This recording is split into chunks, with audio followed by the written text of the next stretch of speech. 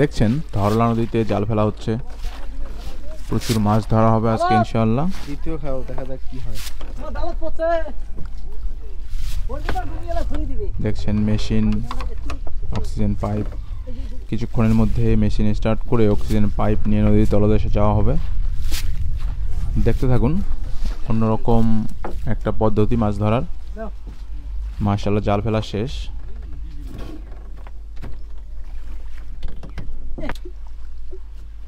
দেখছেন মেশিনটি স্টার্ট করা হচ্ছে, এই মেশিনের মাধ্যমেই নিচে হাওয়া পাম্প করা হবে।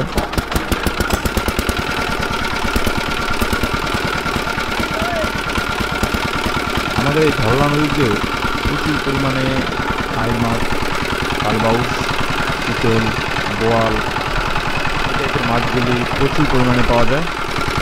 ইনশাআল্লাহ আজকে বেশ ভালো কিছু মাছ ধরা হবে, সঙ্গে থাকুন, দেখতে থাকুন। খুব সহজে যাতে পানির তলদেশে ডুবে থাকতে পারে তার জন্য পিঠে একটি ভার নেওয়া হচ্ছে।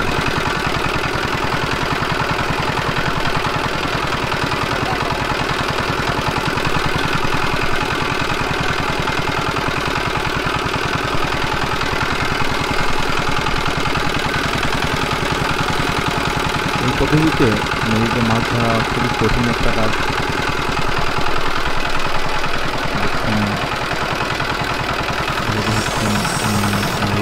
যাওয়ার জন্য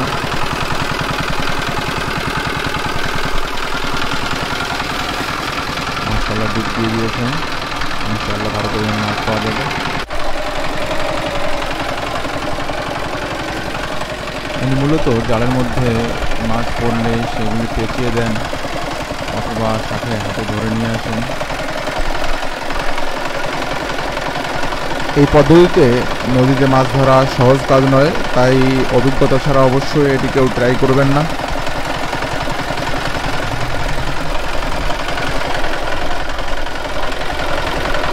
আশা করা যায় বেশ ভালো পরিমাণে মাছ পাওয়া যাবে। কিছুক্ষণের মধ্যে জালটি টেনে তোলা হবে, সঙ্গেই থাকুন।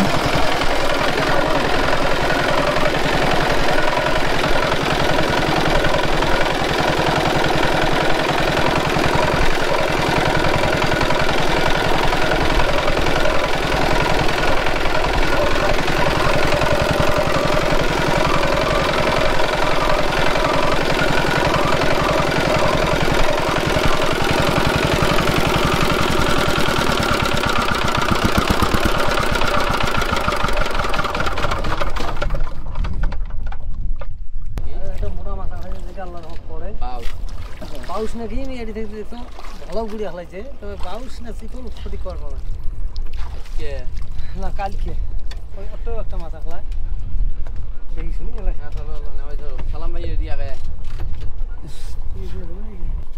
আইর খানা খায় জায়গাটা আইরের হ্যাঁ বিশাল জায়গা মাশাআল্লাহ জালটি টানা শুরু হয়ে গেছে, আশা করা যায় ভালো পরিমাণে মাছ পাওয়া যাবে। একটু সরে যাও, জাল গুড়াই নাই গোটাই আছে। এই ফাড়া ফাড়াস না ওকে ওকে ফাড়া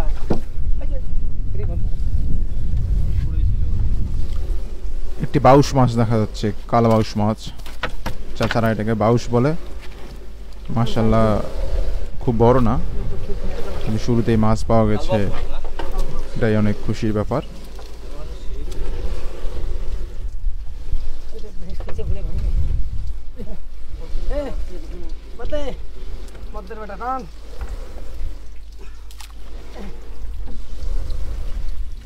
আরো একটি বেশ বড় মাছ দেখা যাচ্ছে, এটিও কালবাউস মাছ, বেশ বড় সাইজের।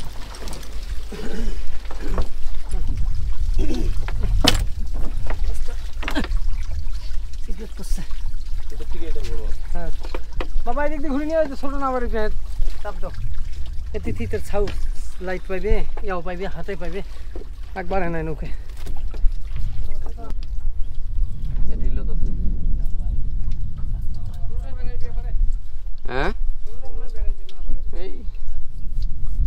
বেশ বড় সাইজের একটা কালবাউস মাছ। নদীর এই মাছগুলি অত্যন্ত স্বাদের। ভিডিওটি ভালো লাগলে অবশ্যই পেজটি ফলো করে আমাদের সঙ্গে থাকুন। ধন্যবাদ। একবারে উজুরি না হলে 3 মাস